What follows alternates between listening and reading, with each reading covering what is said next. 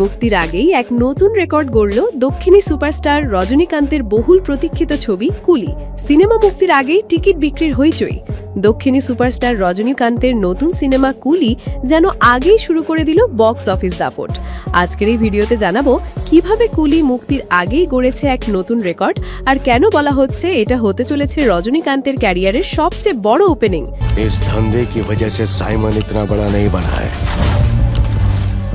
কুলি সিনেমাটি মুক্তি পাচ্ছে 14 আগস্ট, কিন্তু মুক্তির এক সপ্তাহ আগেই শুধুমাত্র প্রথম দিনের শোয়ের টিকিট বিক্রি ছাড়িয়েছে 20 কোটি রুপি। বিশ্বাস হচ্ছে না? এই আগাম বিক্রি হয়েছে শুধু আন্তর্জাতিক বাজারে।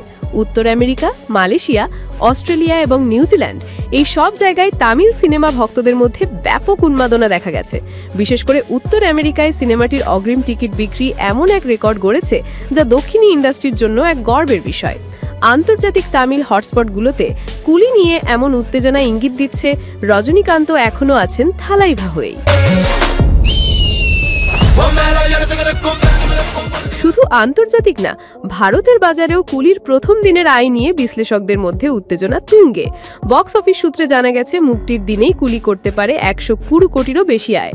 এটা যদি সত্যি হয় তাহলে এটা হবে রজনীকান্তের ক্যারিয়ারের সবচেয়ে বড় ওপেনিং আর পরিচালক লোকেশ কংরাজের জন্য সবচেয়ে সফল সিনেমার সূচনা।